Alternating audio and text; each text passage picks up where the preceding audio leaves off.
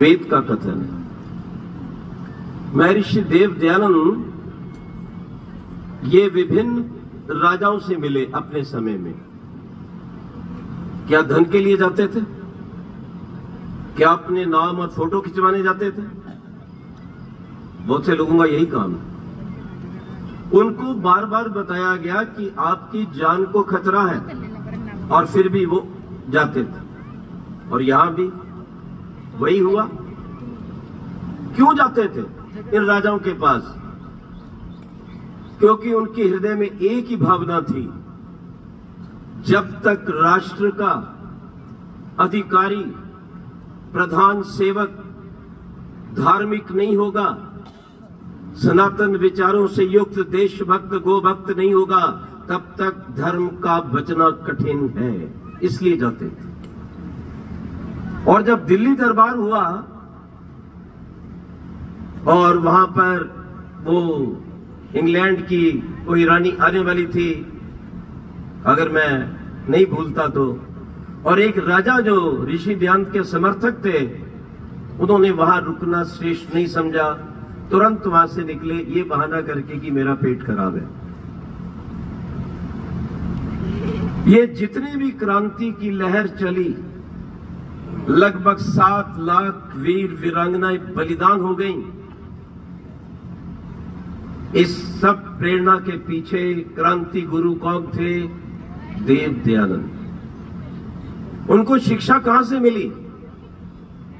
चाहे भगत सिंह जी को ले लो, वो आर्य परिवार के पुत्र थे। उनके दादाश्री सबसे पहले शिष्य बने। राम प्रसाद बिस्मिल को ले गो, मैं तो उस समाज में जाके बोला हूं, शाहजहांपुर में। उनकी माता जी जाती थी समाज में। आप चंद्रशेखर आजाद को ले लो, प्रयाग में जब उनकी तलाशी लेती है अंग्रेजी गवर्नमेंट, तो वहां से पुस्तक संध्या की निकलती है, अदीना श्याम श्रद्धा शतम। मैं आजाद हूं, आजाद रहूंगा, गुलामी को सहन नहीं करता, उसे काटता रहूंगा। लेकिन एक दुष्ट तथा कथित नामधारी पंडित नहीं था, उसने शिकायत करके एल्फर्ड पार्क में उनको मरवा दिया। नाम आप जान ले स्वयं, दोगलों का।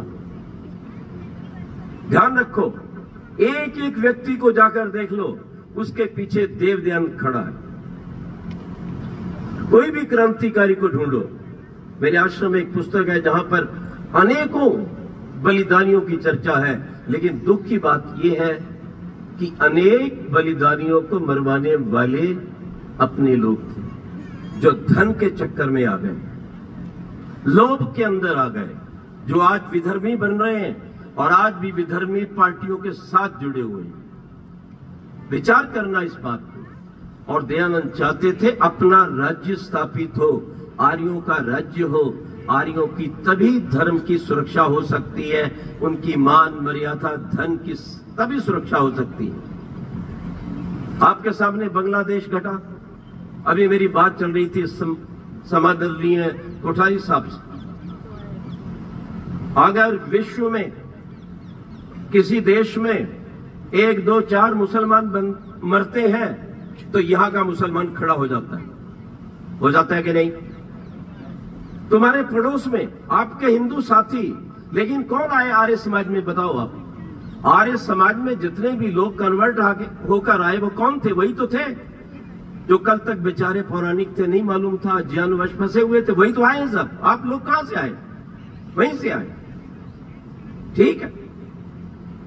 इतने लोग मारे गए, काटे गए, जलाए गए, रेप किया गया, और अब तक वो दुष्ट लोग, वो यूनुस, वो भी उनका साथी है। और ये हमारा पप्पू दुष्ट, उसको पत्र, उसको लिखता है, धन्यवाद करता है, लेकिन हिंदुओं की कोई चर्चा नहीं करता कि हिंदुओं का कत्लेआम रोका जाए। ये फिलिस्तीन का रोना रोता है, गाजा का रोना रोता है, हिंदू की कोई चर्चा नहीं, आर्य की कोई चर्चा नहीं करता। आज भी वहां आतंकवाद चालू है। अभी उन्होंने घोषणा की है, अपनी वो निकाल रहे हैं आंदोलन, 5 लाख दो तो आप दुर्गा पूजा पंडाल लगाओ। वैसे दुर्गा हमारे वैदिक लोगों के अंश में हम इस राष्ट्र को दुर्गा मानते हैं। कितने हाथ हैं? 8। कितने सिर हैं? 1। कितने पैर हैं? 2। चार हाथ क्या है? ब्राह्मण, क्षत्रिय, वैश्य, शूद्र, जो जन्म से नहीं है, याद रखना, जो कर्म से है, शर्मा, वर्मा, गुप्त और दास, याद रखना। सीए का बेटा सीए नहीं बन सकता, प्रिंसिपल का बेटा प्रिंसिपल नहीं बन सकता, कर्नल का बेटा कर्नल नहीं बन सकता जब तक वो योग्यता प्राप्त ना हो। ये वर्ण व्यवस्था थी। चार हाथ इधर, चार इधर, सिर एक। आप कहेंगे 8 हाथ हैं तो सिर भी 4 करो, क्यों?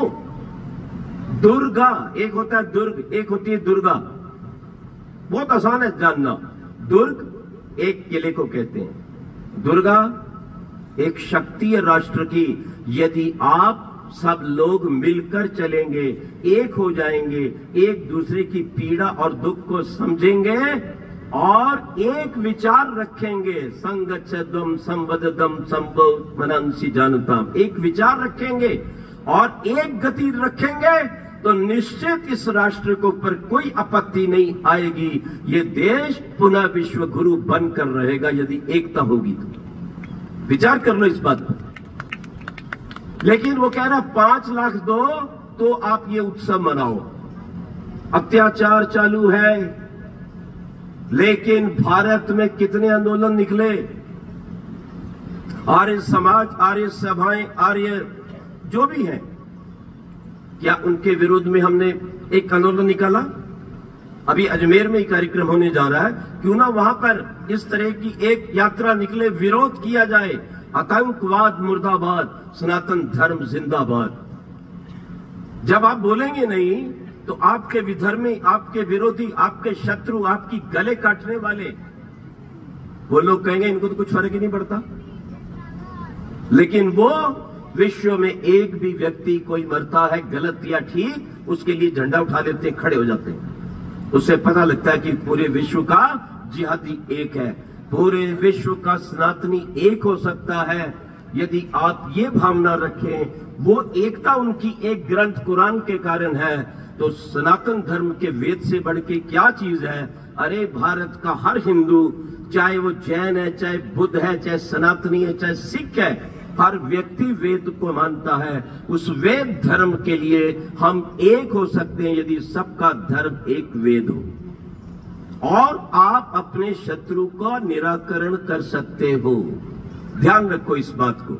ऋषि ध्यान कितने चिंतित थे जानते हो?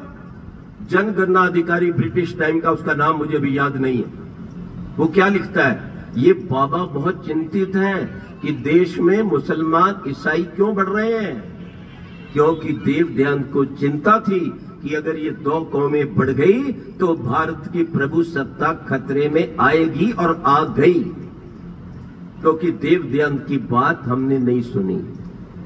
अंग्रेज कहता है, याद रखना। तो देव ध्यान ने प्रयास किया, और ये प्रेरणा कहां से मिली? इन क्रांतिवीरों को जानते हो? अमर ग्रंथ सत्यार्थ प्रकाश की अंतिम स्वमंत्वा मंत्वा प्रकाश की सर्वप्रथम लाइनों से। और वो लिखते हैं, धार्मिक व्यक्ति चाहे कम जानकार हो, कमजोर हो, उस पर अत्याचार नहीं होना चाहिए।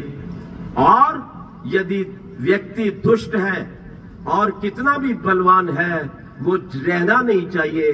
तुम्हारे जीवन को चाहे बलिदान देना पड़े, लेकिन धरती पर देश के दरिंदे, गौ हत्यारे, सनातन के विरोधी रहने नहीं चाहिए। दयानंद के वचन है, जाके आज पढ़ लेना। इसलिए दयानंद यहां आए थे जोधपुर, प्रेरणा देने के लिए कि राजा लोग जुड़े और देश को बचाएं। दयानंद ने जो क्रांति की उसका कोई मुकाबला नहीं है। ये मूर्ख, ये जो लोग हैं, नई नई ये पार्टी बना के बैठे हैं, कभी इंडी, कभी भिंडी, कभी टिंडी।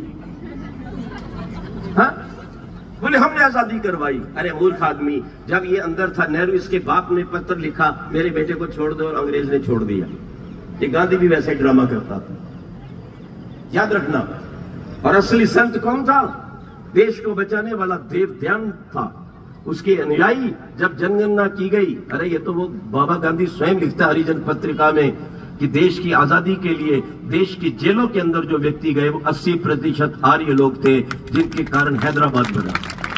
मैं भी हैदराबाद से आ रहा हूं। कुछ दिन पहले मैंने कहा, हैदराबाद के लोगों, अगर देव ध्यान ने और उनके आर्यों ने क्रांति ना की होती, पटेल ने सहयोग ना दिया होता, तो आज तुम पाकिस्तान में आटा बांध कर खा रहे होते। ये तुम्हें आजादी दिलवाई, भारत के साथ जोड़ा, तो आर्य समाज के आंदोलन भी इतना ठंडा क्यों पड़ गया? भारत में बहुत से देश प्रांत हैं, लेकिन राजस्थान की एक विशेषता है, जानते हो? राजस्थान के किसी नगर का नाम मुसलमानी नाम नहीं है। तो मेरे राजस्थान के वीरों जागो, दयानंद आपको पुकारता है, खड़े हो जाओ, अपने लोगों को जगाओ और पूरे भारत को जगाओ।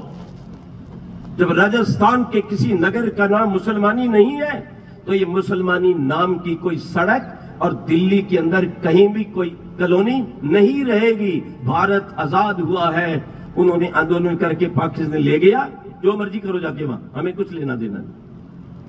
हमने आजादी दिलवाई। ये मूर्ख बोलते हैं, हिजड़े बोलते हैं।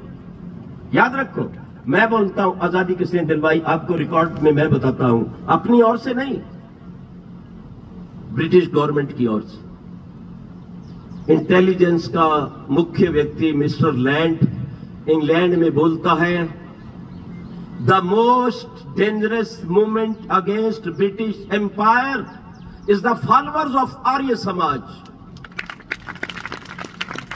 भारत में यदि अंग्रेजी साम्राज्य को बहुत बड़ा खतरा है, तो उस खतरे का कारण है महर्षि दयानंद के क्रांतिकारी आर्य लोग, जो अब जीने नहीं दे रहे, गोलियों से भूनते जा रहे हैं।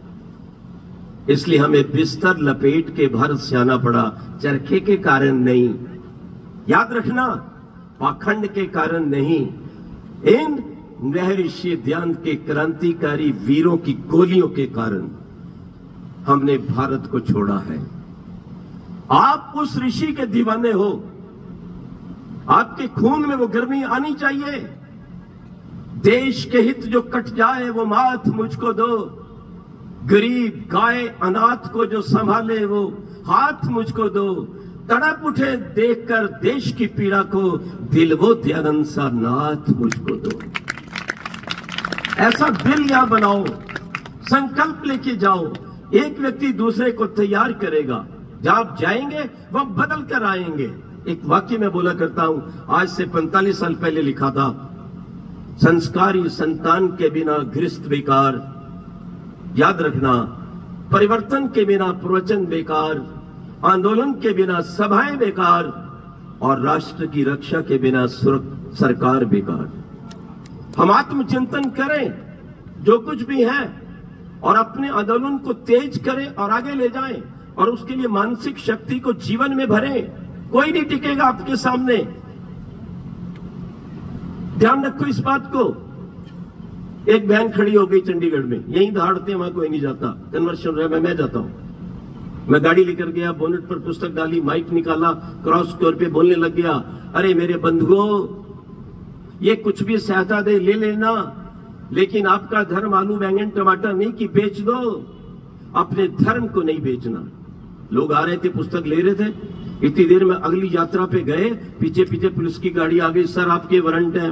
मैंने अपनी गाड़ी छोड़ी, उनकी गाड़ी में बैठकर पुलिस स्टेशन आ गया, और मिस्टर टोनी था उस समय, दुष्ट डीएसपी कौन था, मुझे बिठा लिया। साथ में एक और बहन बैठी हुई है, वो सलवारें पहनती नहीं है, क्रिश्चियन लेडीज सलवार नहीं पहनती। जब मेरे देश की बहनों ने दुपट्टे उतारे तो मुझे शर्म आई, डर लगा, ऐसा ना हो आज ये दुपट्टा उतारने, कल को सलवार ना उतारने लग जाए। और ये भी मैं तमाशा देख चुका हूं दिल्ली में। ध्यान रखना। मैं गया, कहता चले जाओ। मैंने कहा क्यों? आपको हानि हो सकती है। मैं कहा किस लिए? आपकी गाड़ी को हानि हो सकती है। मैं कहा क्यों? एक बात बताओ, तुम्हारे पादरी यहां से वहां आते कि नहीं? मेरे हिमाचल तक जाते हैं, पूरे भारत में घूमते हैं कि नहीं? कहते बस देख लो आप। मैंने कहा मैं नहीं जाऊंगा। उस दुष्ट ने उठा के जेल में डाल दिया, पता नहीं कौन सी धारा लगाई, मैं नहीं जानता। हमने कहा पानी पीना है, बोले लैट्रिन में। मैंने कहा हमारा भोजन है, खिचड़ी बनी हुई है, गाड़ी में पूरा कुकर में सब कुछ डालकर बना रखी थी, सब्जी वब्जी जो भी मिली वो दे दो। बोले नहीं, हमने खाया ही नहीं। पूरी रात कव्वाली बोलते रहे, दीवारों को लिखते रहे देशभक्ति के नारों से। सुबह होते ही पहुंचे कोर्ट में, जज के सामने। अंतिम बात हुई कि देखो मैंने कहा आपने क्यों पकड़ा, हमने कौन सा जुल्म किया है, हाँ कौन सा पाप किया है? मैं ये बोलता हूं सत्यार प्रकाश, इसके ऊपर मैं बोलता हूं, अगर ये नहीं ठीक तो इस पे बैन लगवा दो। कहने लगे जज ने कहा आपको जेल में जाना पड़ेगा। मैं कहा बहुत प्रसन्नता की बात, कर दो अंदर। बोले आपको लाभ क्या है? मैं कहा बड़ा लाभ है, रोटी फ्री, कपड़ा फ्री, मेरी गाड़ी की मुझे चिंता नहीं, मेरे साथियों को रोटी खिलाएंगे। होटलों में तो बहुत खर्चा लगता है, गोवा में एक रात के 5,000 लगते हैं, मेरे को तो आराम ही आराम है आपके यहाँ जेल में रहकर। और एक बात है, मैं नया नया आया हूँ, लोग इकट्ठे नहीं होते अभी इतनी जल्दी मेरी बात सुनने के लिए। मैं अंदर वालों को तैयार कर दूंगा, जैसे मैंने कहा तैयार कर दूंगा। जज ने हाथ जोड़ के कहा जाओ। मैं कहा यहां से तो जा रहा हूं, लेकिन गोवा में आता रहूंगा। आज मैंने उनकी छातियों पर ओम और त्रिशूल गढ़ रखा है, वहां जगह जगह। दुर्गा मंदिर में भी जाता हूं, दत्तात्रेय मंदिर में जाता हूं, अपनी गुजरात वाड़ी है उसमें भी जाता हूं, और जो जो मिलता है जहां तक होता है और उनके खिलाफ लिखता भी हूं। अभी एक जगह मैं बोल रहा था तो मेरे मुंह से निकल गया, वो योग का कोई कंपटीशन था। मैंने कहा आपके ईसा मसीह भी भारत आए थे। अब मैंने बोल तो दिया, प्रमाण क्या दूं? शब्द प्रमाण का वयम यद शब्दात तस्माकम प्रमाणम। मैं बिना प्रमाण के एक शब्द नहीं बोलता हूं। हमने ढूंढना शुरू किया, हमें यूके की 2 राइटर 2 पुस्तकें मिल गई जिसमें लिखा था कि ईसा मसीह 19 से लेकर 29 वर्ष की आयु तक भारत में रहा, जब आकर उसने योग सीखा, उसके बाद वापिस आया। तो मैंने वो पर्चे में लिख दिया, अरे मेरी बात मत मानो ईसाई लोगों, अपने गुरु की तो मानो। जब वो वहां पे रहा तो क्या बोलता था? गायत्री। क्या खाता था? फल। क्या करता था? हवन। क्यों इन मांस मछली को खाकर पापी और रोगी बने हुए हो? अपने उस जो भारत में रहा है उस महान पुरुष की बात मानकर आप इस मार्ग पर आओ। वो मैंने अंग्रेजी हिंदी में छापा, सबको दिया। बहुत से ईसाई लोग हैं, उनको भी देता हूं। याद रखो, मैं तो नहीं डरा, लाभ भी हुआ। अब जोड़ने की बात याद रखो, जो व्यक्ति ऑपरेशन करता है ना डॉक्टर, वो मैदान में नहीं काट देता आपको, उसका भी तरीका चाहिए।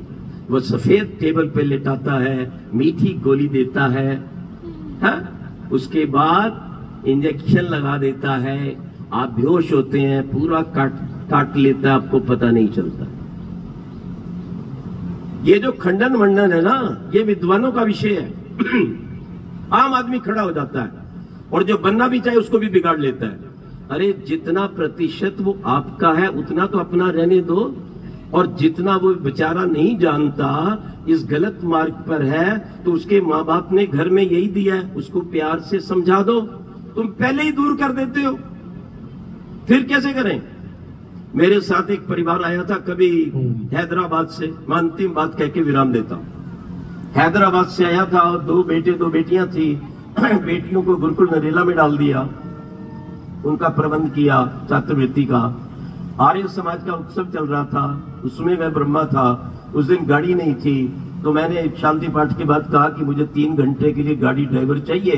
कुछ लोगों ने हाथ खड़ा किया, एक नौजवान को मैंने बुला लिया, वो ठीक टाइम पर आ गया और किवाड़ खोला, मैं गाड़ी में बैठ गया। मुझे पता नहीं था उस गाड़ी में उसकी पत्नी भी आई थी।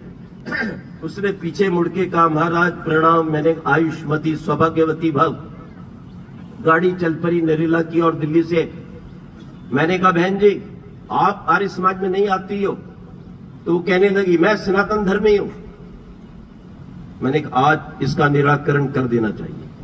मैंने कहा बहन जी मैं कट्टर सनातन धर्मी हूं, मैं ब्रह्मा जी के वेद को मानता हूं, पढ़ता हूं, शिव जी वाला तप करता हूं, योग करता हूं, राम की मर्यादाओं का पालन करता हूं और कृष्ण के समान सज्जनों को गले लगाता हूं, दुष्टों के गले हटाता हूं। आप क्या करती हो बोलो? तुम्हारे घर में 4 वेद हैं? और मैंने कहा आर्य समाज के मंच से ब्रह्मा की जय बोलने वाला मैं अकेला हूं, पूछ लो अपने पति को। उसने कहा ठीक कह रहे, बोले बिल्कुल ठीक कह रहे। मैंने कहा आप कहां से हो? सनातन धर्मी। खैर काम हो गया, उन बच्चों को मिले, वापिस आए। वो बहन बोली आचार्य जी मुझे इन बातों का पता नहीं था, मैं आज संकल्प करती हूं आर्य समाज में जरूर आया करूंगी। ये जरूरी है, शुरू में ही कांट फांस करते जाओ और जो बनने वाले को बिगाड़ लो तो जितना प्रतिशत आपका है उतना रखो, जितना नहीं जानता प्यार से उसको साथ जोड़ो। तो मैंने तो उस बहन को कुछ भी नहीं कहा कितनी घंटी बजाते हो, कितनी दीपक जलाती हो, मैंने तो पॉजिटिव बात कही, नेगेटिव बात नहीं कही, और वो तैयार हो गई। हम इसी तरह से सज्जनों को जोड़ते हैं और धीरे धीरे उसको वेद की सीढ़ी पे चढ़ा देते हैं, दयानंद का भक्त बना देते हैं और क्रवंतो विश्वमारिम का नाद सार्थक करते हैं। आप ये विधि अपनाया करो। सबका बहुत बहुत धन्यवाद।